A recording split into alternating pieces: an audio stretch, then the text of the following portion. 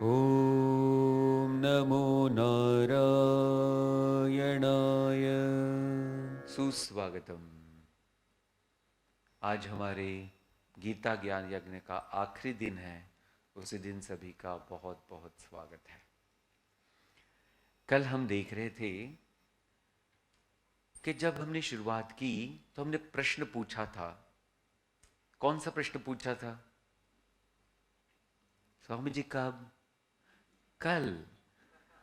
24 hours. 24 hours मैंने पूछा था कि अगर हमको सत्य चाहिए तो सत्य को पाने के लिए उसकी कीमत चुकानी होती है। याद आ गया? कुछ कुछ तो ये है, हर चीज को पाने की कीमत चुकानी होती है। ये हमने पहले प्रश्न पूछा था। तो जब प्रश्न मन में आता है तभी हम उत्तर ढूंढने का प्रयास करते हैं। क्या है? जब प्रश्न मन में आता है तभी हम उत्तर ढूंढने का प्रयास करते हैं। और प्रश्न मन में आया ही नहीं तो फिर तो उत्तर ढूंढने का प्रयास होगा ही नहीं। प्रश्न मन में आने का कारण क्या है? कुछ तो कारण होना चाहिए। हर चीज का कारण होता है। तो कारण क्या है? तो बोलते हैं कि जब हमारा मन विवेकशील हो जाए, बुद्धि विवेकशील हो जाए, तो वो ऑब्जर्व करने लगती है, परीक्षण। क्या करने लगती है? परीक्षण। तो परीक्षण यानी क्या है? ऑब्जर्वेशन। कि देखो ये व्यक्ति के साथ ये हुआ, ये भी मनुष्य है, उसके साथ ये क्यों नहीं हुआ? हाँ जी। ये एक लड़का है, ये भी 10वीं में पढ़ता है, ये भी लड़का है, उसी क्लास में पढ़ता है, इसका एक ही टीचर है, लेकिन एक पास हो गया, एक फेल हो गया। क्यों? हाँ जी, समझ में आ गया? जब तक हमारे मन बुद्धि में ये इंक्वायरी शुरू नहीं होती है तब तक हम इस सतपथ के मार्गी नहीं बन सकते हैं। तो मन में और बुद्धि में क्या शुरू होनी चाहिए? इंक्वायरी। इंक्वायरी। जब तक हमारे मन में इंक्वायरी नहीं शुरू होती है तब तक हम इस जीवन में सही तरीके से किसी भी चीज को देख नहीं सकते हैं। जैसे अभी देखो, साइंटिस्ट माइंड क्या होता है जी? साइंटिस्ट माइंड क्या होता है? कि जो देखता है और प्रश्न पूछता है, ऐसा क्यों? हाँ या ना? अभी देखो कि वो एप्पल ट्री पर से एप्पल का फल गिरता था, कितने युगों से वही चल रहा था। किसी ने देखा? देखा सबने। लेकिन किसने प्रश्न पूछा? हाँ जी। हाँ देखो, एक व्यक्ति ने उसको ऐसे देखा कि उसको कुछ अलग लगा। कुछ अलग लगा कि भैया ये फल ऊपर क्यों नहीं जाता है, नीचे क्यों गिरता है? यस और no? This is very important. तो जब हमको ध्यान में आता है, अरे ये मेरा मन विचलित क्यों है, उसका कोई कारण तो होना चाहिए ना? हाँ या ना? मैं लोगों को अगर भला बुरा कहता हूं तो क्यों? लोग मुझे कुछ बोलते हैं तो मुझे दुख होता है, क्यों? तो देखो पॉइंट क्या है, जब तक मैं ये प्रश्न न पूछूं तब तक मेरी बुद्धि सही दिशा में नहीं आएगी। इसलिए प्रश्न पूछना ये मार्ग की सबसे इंपॉर्टेंट ऐसी बात है। प्रश्न पूछो, और जब प्रश्न का उत्तर नहीं मिलेगा तो आप विवश होते हो कि नहीं? हाँ या ना? तो ये विवशता जो है ये बहुत जरूरी है इस सतमार्ग पर चलने के लिए, इस सतमार्ग को शुरुआत करने के लिए। विवशता कि मुझे पता नहीं ये क्यों हो रहा है, मुझे इसको पता करना है। वैसे ही अभी आप देखो कि हमारा मन जो हमेशा किसी के तरफ दौड़ता है और किसी से दौड़ता है ना, एक के तरफ दौड़ता है और एक को देख करके उसके एकदम विरुद्ध दिशा में दौड़ता है। तो ऐसा क्यों? तो ये बात ये हो रही राग द्वेष किसकी वजह से? जिसके तरफ दौड़ रहा है उसके साथ मेरी आसक्ति है, और जिससे भाग रहा हूं उससे मेरा द्वेष है। तो इस सतमार्ग पे चलने वाले लोगों के लिए मन के राग द्वेष ये बड़े शत्रु है। तो अभी ध्यान देना कि जब हमको इस मार्ग पे चलना है, और जैसे हमने कहा था कि कर्म की जो शुरुआत है, कर्म का जो प्रयोजन है वो क्यों है भैया? तो वासना पूर्ति है कि वासना निवृत्ति है? देखो ये प्रश्न पूछा था मैंने आपको, कर्म का प्रयोजन वासना पूर्ति है कि वासना निवृत्ति है? तो जिसको ये पता चला कि कर्म का प्रयोजन तो वासना निवृत्ति है, हां जी, फिर वो पता करेगा कि अरे फिर ये होगा कैसे, क्योंकि जितना मैं कर्म करते जाता हूं मेरे अंदर तो और इच्छाएं बढ़ती जाती है, तो इसका कुछ तो इलाज होना चाहिए। तो भगवान इस चीज का आज इलाज बता रहे हैं कि ये कर्म को हमारे जीवन का साधन यानी मुक्ति का साधन कैसे बनाए। ये बहुत सुंदर ऐसे अभी 7, 8, 9 verses we are going to study. 35 श्रेयान् स्वधर्मो विगुणः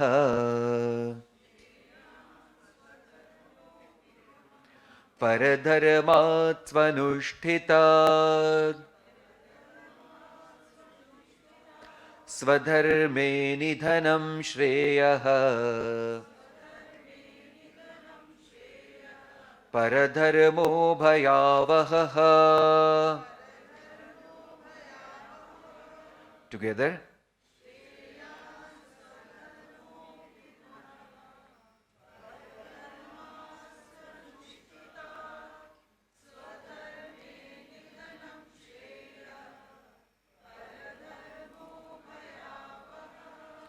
भगवान कहते अर्जुन को, अर्जुन इसको ध्यान में रखना बहुत जरूरी है कि आपको कर्म कौन सा करना है। तो अभी भगवान कह रहे हैं स्वनुष्ठितात् परधर्मात् विगुणः स्वधर्मः श्रेयान्। ये एक स्टेटमेंट है। बोले जो अच्छे प्रकार से हमने आचरण किया हुआ है और हमको सहज होता हो, ऐसा जो कर्म है वो कर्म दूसरे कोई व्यक्ति के कर्म के हिसाब से हमारे लिए बहुत श्रेयस यानी कल्याणकारी है। दूसरा स्वधर्मे निधनम श्रेय, हम जो कर्म करते हैं वो करते करते अगर मृत्यु भी आ जाए तो वो हमारे लिए कल्याणकारी है। दूसरा स्टेटमेंट। तीसरा स्टेटमेंट परधर्मः भयावहः, दूसरों के कर्म को बहुत अच्छा समझ करके उनके धर्म का पालन करने जाना ये बहुत ही डर ऐसा पैदा करने वाला है और ये हमारे जीवन को पूरी तरह से नष्ट भ्रष्ट करने वाला है। तो 3 चीजें भगवान ने बोली है। एक है स्वधर्म में स्थापित हो जाओ, दूसरा है परधर्म से कभी भी आप आकर्षित न होना, तीसरा है स्वधर्म में जो भी कुछ हो कर्म करते करते अगर मृत्यु भी आ जाए तो वो आपके लिए कल्याणकारी है। अब ये बहुत सुंदर श्लोक है, इसको हम दो स्टेट पर से यानी दो स्टैंड पॉइंट पर से देखने वाले हैं। First stand point is a stand point of अध्यात्म। तो अध्यात्म में स्वधर्म को कैसा डिफाइन किया जाता है, तो उसको डिफाइन ऐसे करते कि जो चीज जिसके वजह से उसका अस्तित्व है वो उसका धर्म है। Being of the thing is the धर्म ऑफ दैट थिंग। यानी जो चीज का अस्तित्व जिस वजह से है वही उसका धर्म है। अभी उदाहरण, जैसे सूर्य भगवान, इनका अस्तित्व यानी इनका स्वभाव कैसा है, प्रकाश और उष्णता। अभी सूर्य में से प्रकाश निकालो और उष्णता निकालो तो सूर्य रहेंगे, हाँ या ना? नहीं। तो अभी ध्यान देना, यानी सूर्य का स्वधर्म क्या हो गया, प्रकाश उष्णता। चंद्र का स्वधर्म क्या है, शीतलता प्रकाश। अभी जब शीतलता नहीं है, प्रकाश नहीं है, तो वो चंद्र नहीं है, इसको ध्यान में रखना। तो पानी का स्वधर्म है क्या है, बहना और प्यास को बुझाना। तो अगर ऐसा न हो तो वो पानी नहीं है, तो इसको बोलते हैं स्वधर्म। अभी ध्यान देना, बहुत इंपॉर्टेंट पॉइंट आ रहा है। मनुष्य जाति का स्वधर्म क्या है, बोले अगर मनुष्य होकर के अपने आप को नहीं पहचाना तो परधर्म में बैठ गया। ध्यान में आ गया? और सब सर्वसाधारण लोग ये बात जानते भी नहीं, एक तो कि मनुष्य का स्वधर्म क्या है, तो सबसे इंपॉर्टेंट स्वधर्म हर एक मनुष्य का है, स्व को पहचानना। क्या है, स्व को पहचानना, मैं कौन हूं इसको पहचानना, ये मेरा सबसे पहला धर्म है। फिर अभी ध्यान देना, शास्त्र में कहते हैं कि सारे मनुष्य जाति का जो अल्टीमेट गोल है that is one and one alone. हो, सारे मनुष्य जाति का ultimate goal is one and one alone. What is that? To think simple way, it is peace and happiness. Yes और no? Everyone is only having this goal and this goal alone. बहुत आध्यात्मिक भाषा में बोला तो self realisation, आत्म साक्षात्कार। अभी आप ध्यान देना कि ये तो भगवान ने डिक्लेयर कर दिया है शास्त्रों में, लेकिन कहा कि यहां तक पहुंचने का जो मार्ग है वो आपके पास चॉइस है। आपको ध्यान में आ गया कि इस पर यानी यहां पहुंचने के, इस गोल तक पहुंचने के लिए आपको जो भी मार्ग लेना है that is your choice, and that is called as स्वधर्म on the level of body, mind and intellect. अपने शरीर, मन और बुद्धि के इस स्टैंड पॉइंट से हमारा स्वधर्म क्या बनता है कि अभी ध्यान देना, हर एक मनुष्य में एक कला होती है कि नहीं? कुछ न कुछ कला होती है। अभी उस कला को पहचानना पहला धर्म है हमारा। कौन सी कला है वो कि जिस कला से मैं फिश इन वाटर हूं। ध्यान में आ गया? Fish in water. तो तो अभी आपको मैं बताता हूं, कुछ दिन पहले मुझे एक व्यक्ति मिले। उन्होंने अपना बहुत समय इंजीनियर बनकर गुजारा और फिर जब 30 साल हो गए, पैसा ठीक से कमा लिया, तब उन्होंने वो छोड़ दिया और अभी वो फोटोग्राफर बन गए।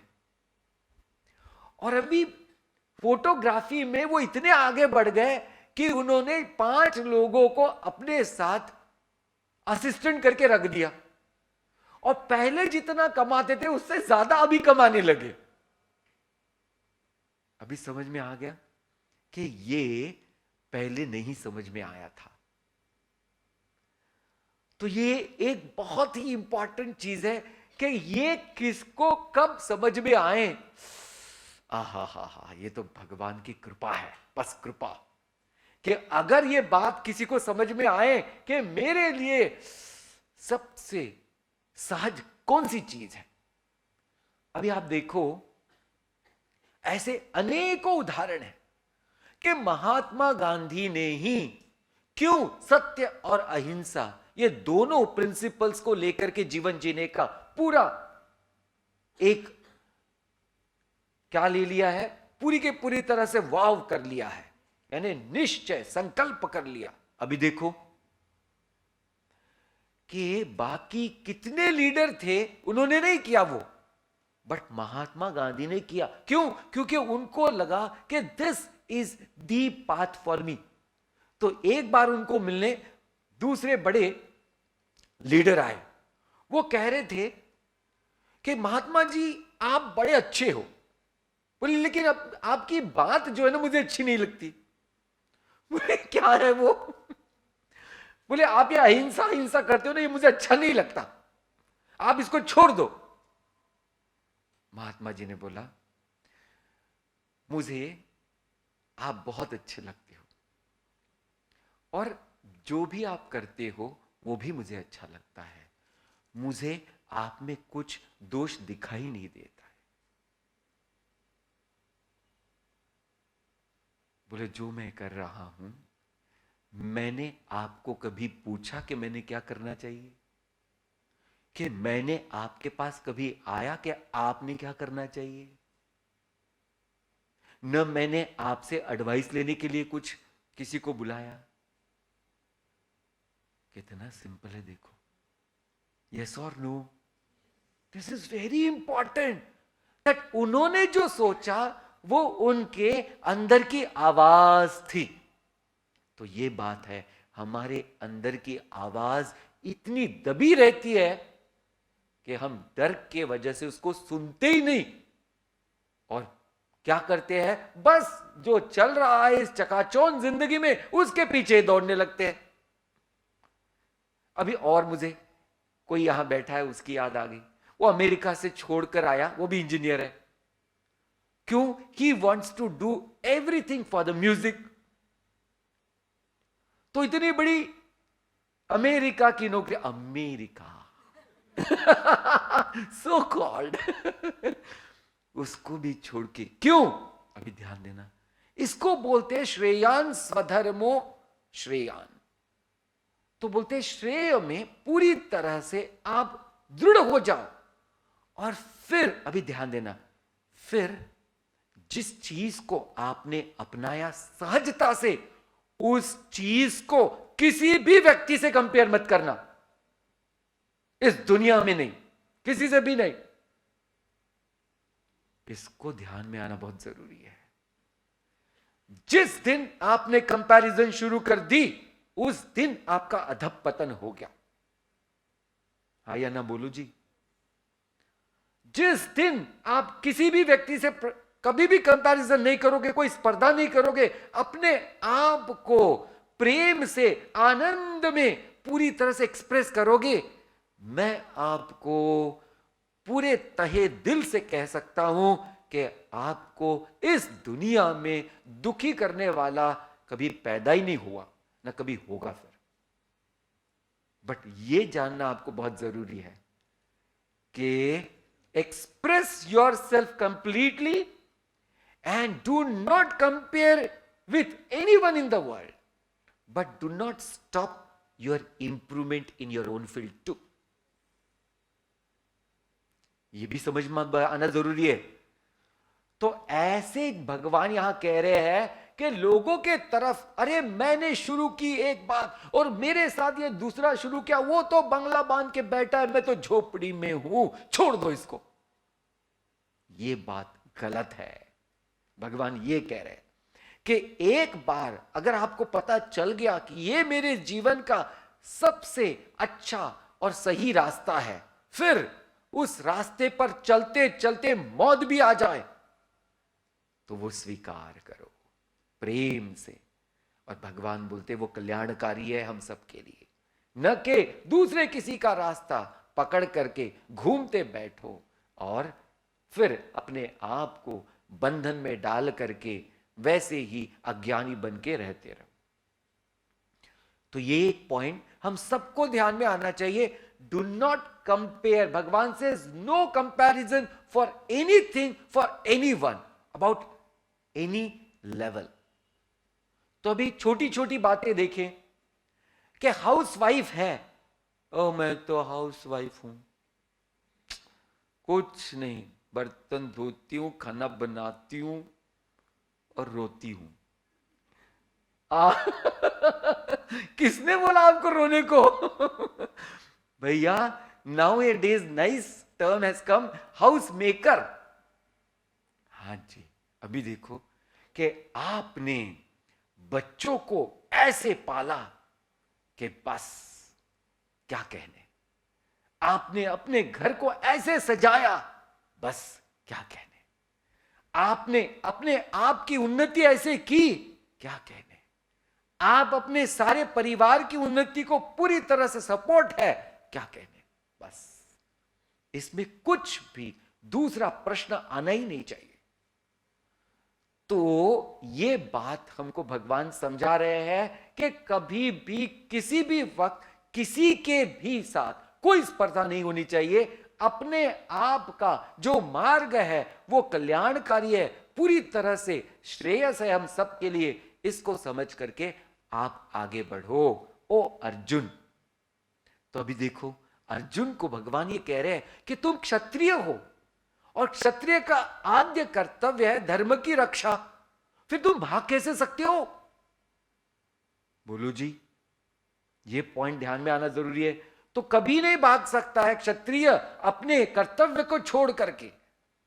तो ऐसे ही हम सबको समझना चाहिए कि हम अपने कर्तव्य को छोड़ के कभी भागना नहीं है, और जो राह पे चलते हैं उस राह पे सुख आए या दुख आए, दोनों को समानता से हमने गले लगाना है।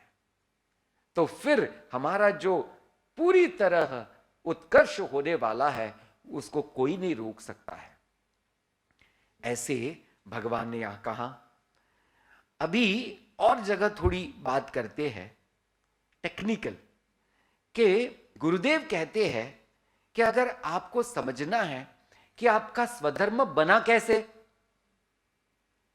यानी आपका जो पर्सनालिटी है वो बना कैसे, तो बोलते हैं जन्म जन्मांतर से जिस चीज को आपने महत्व दिया, जिस चीज से आपकी आसक्ति रही, उसी वजह से आपकी पर्सनालिटी बनी, जो भी है जो। तो जन्म जन्मांतर के अनेकों कर्मों से, अनेकों आसक्ति से, जो किसी भी साथ की हो क्यों न हो, उसकी वजह से हमारा ये आज का पर्सनालिटी दिख रहा है। तो अभी इसको ध्यान देना कि ये पर्सनालिटी मैंने बनाई कि किसी और ने बनाई? मैंने बनाई है। कितने जन्म जन्मांतर से? तो मैंने उसी को लेकर के साथ चलना है और उसमें बेहतर जो भी है वो कर सकते हैं। तो अभी ध्यान देना, इसमें एक बात है कि आप फील्ड तो कोई भी चूज कर सकते हो, बट कर्म आप शास्त्र विहित ही कर सकते हो। देखो ये ध्यान में रखना, आप फील्ड चूज करना आपके हाथ में है, बट कर्म किस तरह करना ये शास्त्र विहित ही होने चाहिए, नहीं तो फिर बंधन मात्र एवं। तो ये बात है कि जब तक हमको पता ही नहीं चलता है कि शास्त्र विहित कर्म है कौन से है, तो हम हमेशा विचित्र बातें ही करते रहते हैं और बंधन में फंसे ही रहते हैं। इसलिए अभ्यास करना, यानी शास्त्र का अभ्यास करना अत्यंत जरूरी है। आगे चलते हैं। अर्जुन कहते हैं, भगवान आपने बोला कि प्रश्न पूछो, मेरे मन में प्रश्न आ गया, तो क्यों? बोले अगर आपकी इजाजत है तो मैं प्रश्न पूछूं? बिल्कुल, you are most welcome. Arjun उवाच अथ केन प्रयुक्तोऽयम् पापं चरति पुरुषः अनिच्छन्नपि वाष्णेय बलादिव नियोजितः। टुगेदर, अर्जुन उवाच अथ केन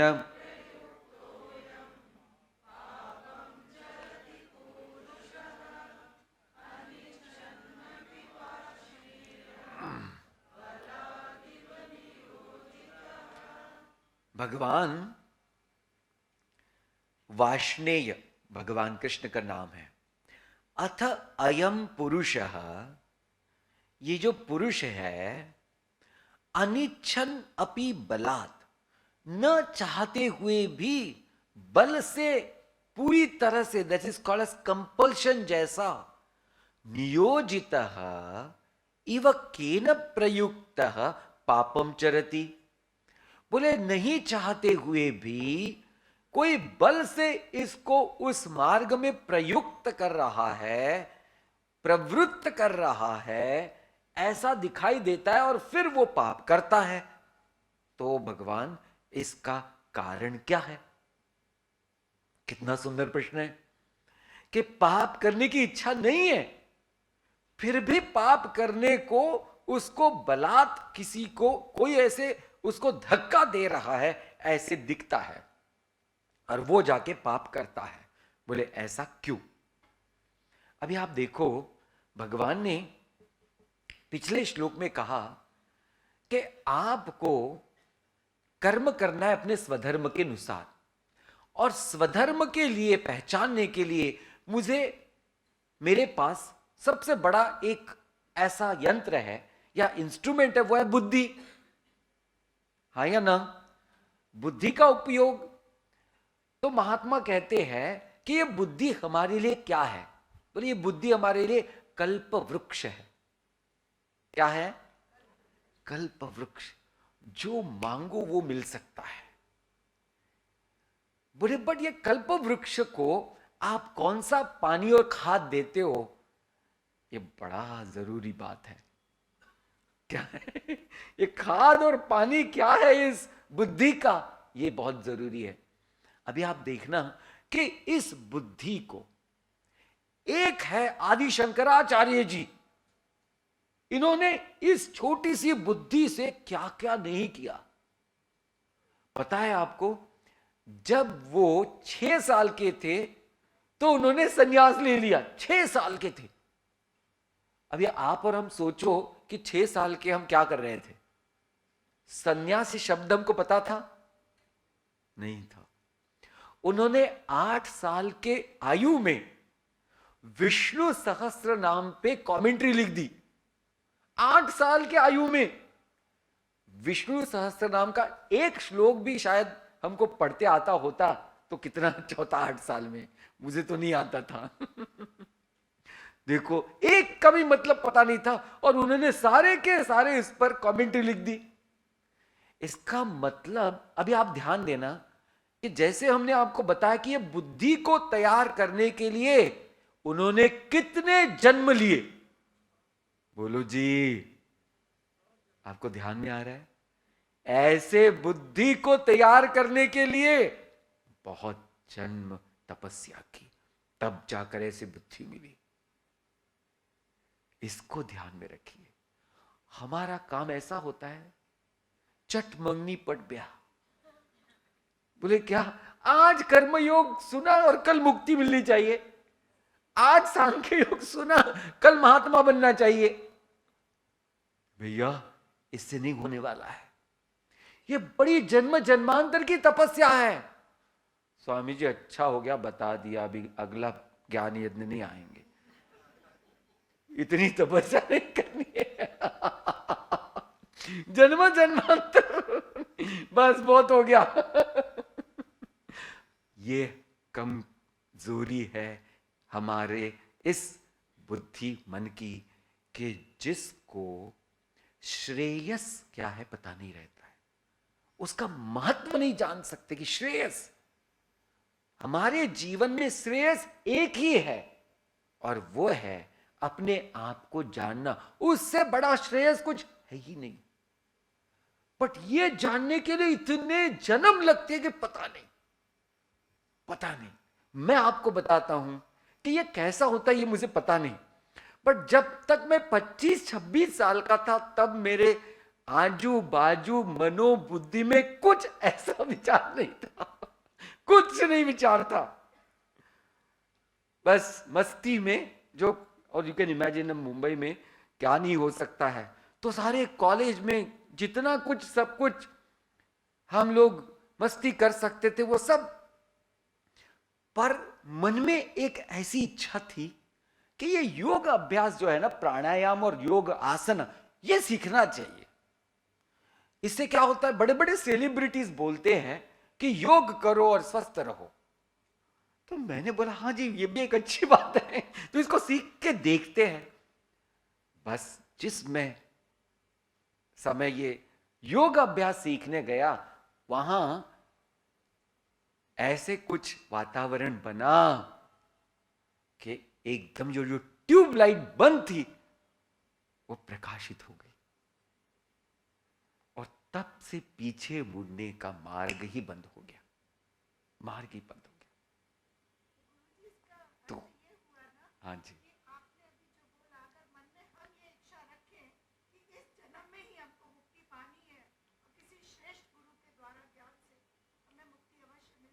अभी इसका भी मैं उत्तर देता हूं। फिर जब मुझे पता चला कि भैया ये ऐसा कुछ है सत्य, तो मुझे कोई स्वामी पता नहीं था, न मुझे कोई इंस्टीट्यूट पता थी, कुछ नहीं, लेकिन भगवान पे विश्वास था। तो मैं रोज सोने से पहले बस एक प्रार्थना करता था, भगवान मुझे ऐसे गुरु से मिलाओ कि जो स्ट्रेट फॉरवर्ड है, जो सत्य को जानता है, और जो बीटिंग राउंड द बुश में कभी भी लाइक नहीं करता। ऐसे सत्पुरुष से मुझे आप मिलाओ। और आपको मैं सत्य बात कहता हूं कि एक दिन ऐसे सत्पुरुष से मिला दिया, बस पता ही नहीं था। तो ये बात है, इसके लिए जन्म जन्मांतर की तपस्या है, एक दिन का काम नहीं है, ना एक जन्म का काम है। बट इतना ध्यान में रखना है कि जब जान लिया तो बस जन्म कितने भी बीतने दो, अभी एक ही मन में विश्वास है, हम होंगे कामयाब एक दिन। मन में है विश्वास, पूरा है विश्वास, हम होंगे कामयाब एक दिन। बस अभी किस बात का डर है भैया, जब पता चल गया कि यही रास्ता है, एक दिन मंजिल आने वाली है। ओम नमो